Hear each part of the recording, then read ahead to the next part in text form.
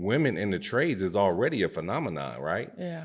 Typically, women leave the trade because, maybe they don't like the conditions or the environment, or guys are being jerks on the job. But you didn't leave the hands-on trades because of any of those reasons. You left to actually pursue a higher career. Yeah. I think I could have stayed in the field and continued to run work and became a GF and, all of that. But I think that as I began to progress in the industry, I understood that there was more to what I could do with the knowledge and experience that I gained in the field.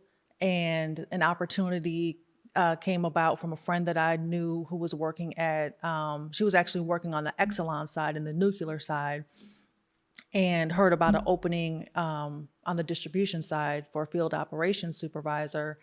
And I had no, idea at the time that I would even qualify. And I pursued that, and I got some excellent experience in the corporate arena of learning how to manage and supervise and lead a department. And I was able to take that and kind of continue to build on it once, you started LiveWire, and I was doing some consulting. And then I came full time into LiveWire in September of 2008. I was able to kind of merge that experience from the field and the management experience I learned at ComEd to really help us build LiveWire. So I think that just taking foundational experiences that you get, if you have the vision for it and you also have the support system around you, you could really do something with that. And I think I had both. So people that are trying to get into the trades, that's one step that you took. What advice would you give to those folks now that they're looking to get into the construction trades, especially electrician? Well, I think that I have to speak specifically for women that are trying to get into the trade. I think because, only because men being in the trade is a given. But I think for women who are getting into the trades, I think they need to understand that there's so much more that they can do with their career besides just finishing that 5-year apprenticeship program. I also think that entering into the trade, you need to understand what your needs are to stay into it and finish it. So for me, I had no idea how difficult it was going to be. Obviously, they prepared that. They talked to us about that at CWIT, what it was going to be like working in the field, but you really don't understand until you're in it. And if I hadn't had people like you and Mike Evans and other Black male role models who were in supervisor and leadership positions in the field, encouraging me and giving me the support structure I needed to finish, including my family. My family was very encouraging. My friends were very encouraging. But it's different when it comes from a colleague that's working side by side with you, and they're investing in you and they're teaching you things and exposing you to things so that you can grow and learn. I think had I not had that, I definitely would not have finished. So I think for women specifically entering into the trades, they need to understand how challenging it is, and they need to really make sure they have a support system of people who are going to be constantly encouraging them to stay in the trade and to kind of continue to build their career within the industry. So moving on to working for an actual utility company, right? Yeah. That's kind of next level. A lot of folks from our community don't get that opportunity, especially from a professional management standard, right? Yeah. So tell us a little bit about that.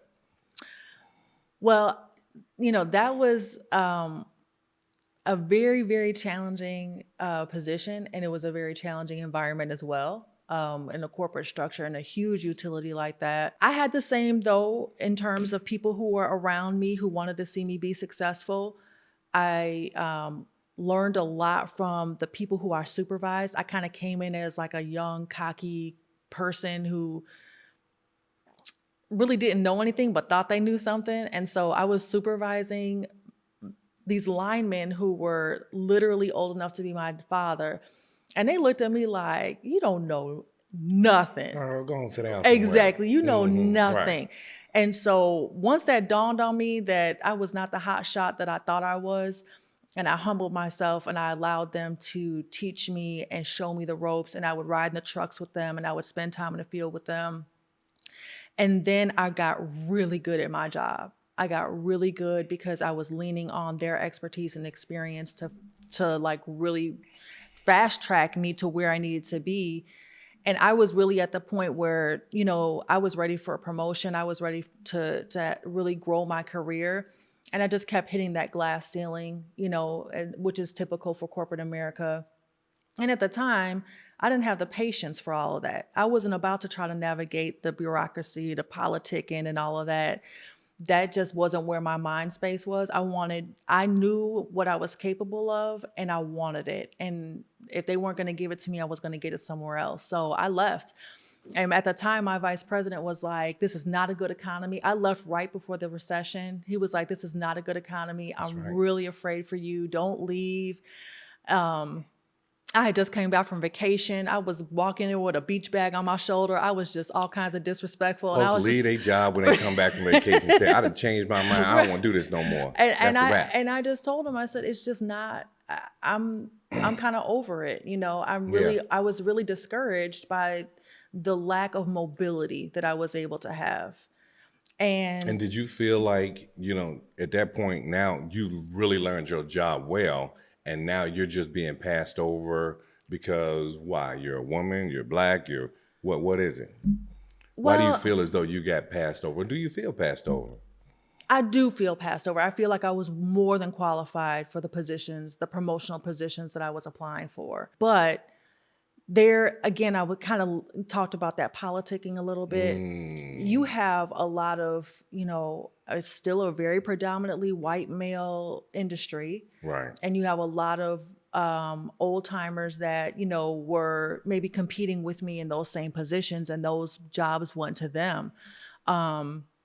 And I feel like I was a high performer. I was, very highly rated. I wasn't a perfect employee, and nobody is, but I really was somebody who became, in terms of our operational team, somebody who was relied upon a lot. And I just felt like I didn't have the patience. My younger self just didn't have the patience for waiting it out and continuing to see. And the thing is, there were very few Black women in leadership roles. Wow. That I could it would even inspire me to stay and say, oh, well, that person can, made it. And I'm looking at all these women so now I'm inspired to stay. There was two. And you. Right. Well, I was a supervisor, and there was only that at the time, there was only two VPs that were Black women. So I had no other inspiration. There was really no. Of how many people? Oh, ComEd employs hundreds and hundreds, and that's just ComEd is just one local company, and then they have Pico, and they have all these other So would you say that now that on the outside looking in, because you're no longer there, have they changed those practices? Have they done things to try to encourage more inclusion from the Black community, from women? I think so, because a lot of the people who I worked with, I've seen grow into managers and directors. Okay. So I think they have improved that. Like a lot of my colleagues that I worked with, when I communicate and talk to them now, they have grown into those positions. But mind you, I've been gone from ComEd since 2008. So it's kind of taken a long time for them to grow into those positions. It's great that they're there though, but I'm sorry, but I don't have time for all of that.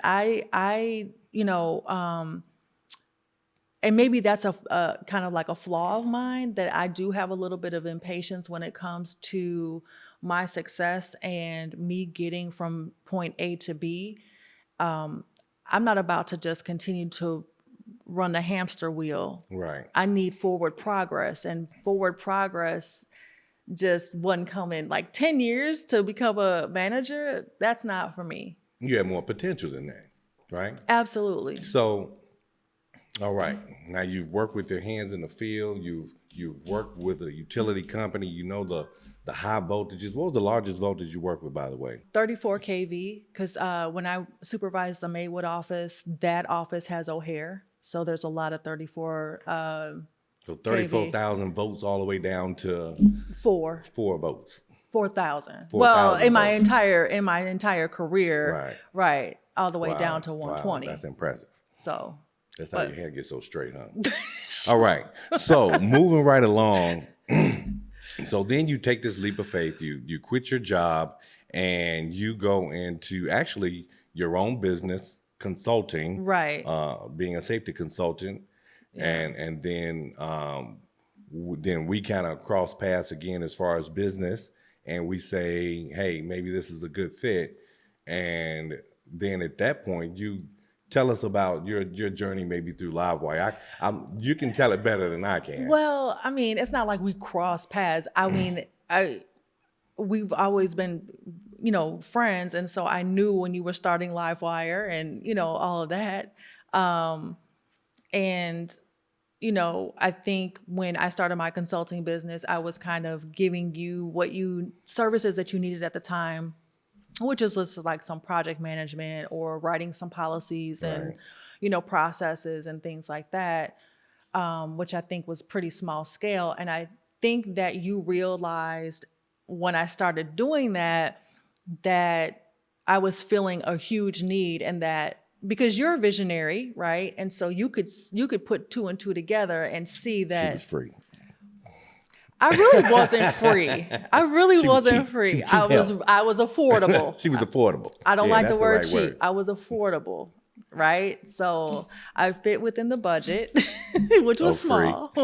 And so I think that you could see that that you could put two and two together and see that if you had somebody like myself helping you build the operations for LiveWire, that you could actually grow it into what you saw it to be. And of course, when we were, younger and in the trade, you've always had an entrepreneur spirit, and you've always wanted to have your own business and branch out and break out. So I think once you saw what I learned, right, I built on that experience and I learned so much at ComEd, and you saw that it could benefit LiveWire, then it was kind of like, don't you want to do this full time? Don't you want to do this full time? Come on. Is that what I said? Is that what I said? Right. Okay, that's what I said. And so we ended up, that it was like a natural transition, right? And so I did wear a lot of different hats. I kind of was whatever you needed me to be for a long time. You worked in the field. I worked in the field. You were a foreman. I was a foreman. I was a project manager. I was the business manager. I did marketing. I did all kinds of things, just kind of filling the roles that we needed at the time. And I think the rest is history, right? We as we grew, I was forced to grow. You also gave me a lot of training opportunities to further my experience and further my capabilities, or kind of continue to build on the platform that I already had. And that was important too, because then I was in a place where I could start to really expand my capacity in the organization and build the capacity of the business to grow. And at that point, you really became a triple threat to the organization, meaning, you had that hands-on capability, you knew safety, you had leadership training while you were at the utility. Yeah. And now one of the most important things for a small business, any small business, is accounting. And you really kind of stepped into that role and took on accounting, and embraced running the financials for the LiveWire business. And I mean, to this day, you could probably still step in if you had to, but now you've groomed and trained others to take your place and step into those shoes to become really a leader of the business, a leader in the business, and I would even say a leader in the industry. You are well known for knowing this industry soup to nuts and how to deliver and demand satisfaction when you give out good a good product and a good service. Mm-hmm. So, I mean, it sounds like something, this is really kind of innate to your personality, is just really kind of demanding satisfaction, but also delivering, like best in quality service as well. If you know what you have to offer, then you know what you deserve to get back in return, right? Yeah. So tell me, now as this leader in the industry, what are some of your goals, as you see, LiveWire, now you're the executive vice president. What do you see your role as being moving forward in the future? What do you want to do with the company in your vision right now? Well, I think the biggest role that I have right now is to establish our leadership team so that we have a succession plan. I think that's super important. I think this is a really, really challenging market right now, a really challenging employment market. And so I think that giving time to developing employees, training employees, and really investing in the team is going to be super, super critical to the future success of the business. And that's pretty much the main focus that I have right now, including operational efficiencies and improvements that are always ongoing as our environment changes and as the industry changes. So those are probably two of the biggest things that I continue to focus on. I want to cap this off by talking about your most current role and position as president of Black Contractors Owners and Executives. So can you tell us a little bit about that organization and what they do? Right. So Black Contractors Owners and Executives is a nonprofit organization that supports, mentors, advocates for small Black construction industry businesses. So it's the membership is comprised of not just contractors, but construction related professional service businesses. The unique thing about the organization is that it's run by business owners, right? And so the ability to relate to its membership and service membership is very innate because the people who are leading the organization are also running their businesses and have started these businesses and grown them. So, obviously you were the founder of BCO, and I'm the third president. That's And right. the organization has grown, just by leaps and bounds since you first founded it. I've been an officer actually since the organization started. So for the past 7 years, I've been an officer of the organization. First, I was the secretary, then I was the vice president, and now I'm the president. So I have been able to see all of the evolution of the organization, the membership, the growth of the membership, the benefits that we've began to really develop for the members so that they have the resources and the really industry specific, I want to say industry specific resources, because it's, a lot of organizations do business development and a lot of organizations do training and development, but the construction industry is so nuanced that people who are entering this industry, growing a small business, need very specific resources, need very specific advice, need very specific support. There is, our plan to extend into the 501c3 arm, which will provide grant funding and programming that will further develop what we do offer our members. Right now, we're doing a lot of advocacy on the local government, city level, and even the state level. Last year was our first year actually writing and proposing legislation downstate in Springfield in spring session. And since then, we've continued to have a presence down in Springfield. As a matter of fact, our September membership meeting will have a panel discussion of elected officials from the state, county, and local governments, where we will talk about some of the things that they're trying to achieve on the government level to benefit Black businesses in construction. And we'll also have a couple of BCO members on that panel talking about the challenges that they experience and why we need our elected officials to advocate on our behalf, and to support policy and legislative change that will continue to allow us access to opportunity and access to capital. Do you feel as though if organization didn't exist, would the needle be moving at all for blacks in construction? I mean, I really don't think so. And the reason why is because statistically speaking, construction businesses, startup businesses fail very quickly. I mean, that's just That's any business in construction, really, right? I mean, right. It's a tough business. It's a tough business, but even more so for those who are Black-owned businesses, because we already come into the market in a deficit. Our counterparts have generational wealth. They have access to capital and credit worthiness that's already kind of implied by their whiteness. And so they have, right.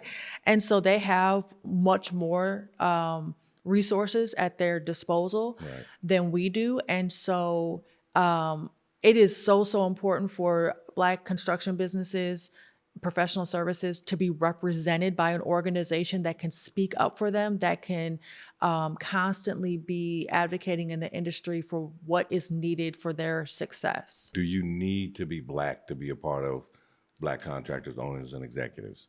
You don't. I mean, we have members and corporate partners and who are white. We call them in the construction industry majority, right? But no, Hispanic, whatever and they're race, all members, and they're all Hispanic absolutely. So this Caucasian is not, although it's a prerequisite to be on the board, right? So to be a leader in the organization, you have to be a general member, and general members are MBE certified businesses. So you have to be a Black owned business owner to be on the board. But it is obviously open, just like a lot of other organizations, open to all ethnicities, races, genders, etc. So for contractors and people and businesses that want to be a part of Black Contractors, Owners, Executives, how do they get in touch with the organization to follow up? So the main way is by emailing our executive director, Dr. Octavia Altimer, at xd@bcochicago.org, and our admin, Lisa Pearsall, at admin@bcochicago.org, or go to our website, bcochicago.org, where there's other, just general information. And that's like the first step. There's, our membership meetings and other upcoming events are posted there. Coming to an event is probably the best way to start, getting your feet wet, meeting people, seeing who our presenters are, seeing what opportunities that we, are discussing. And typically when people come to the meeting, they become members. Right. So it's such good information. It's good information. We get to hear about all the great things that are happening. Yep. In construction and how we could be a part of it. Yeah. I like that. I always consider BCO the FUBU in construction. For us, by us. That's right. So hopefully we don't get sued for that. So we will put all that information in the link below so that you guys can follow up and get involved. And if you have any more questions for Angela and about her journey and how she got here, feel free to put those questions below. And just want to thank you all for joining us today on The Blueprint. If you don't know how to get there, we are here to help show you the roadmap to do it. Thanks for joining us today. Subscribe to the channel. It's a new channel. We definitely are wanting to make sure that folks are involved, and we're highlighting your business. So please get involved so we can highlight your business. Thanks a lot and have a good one. Stay focused, here the heat come. Concentrate to the sound of the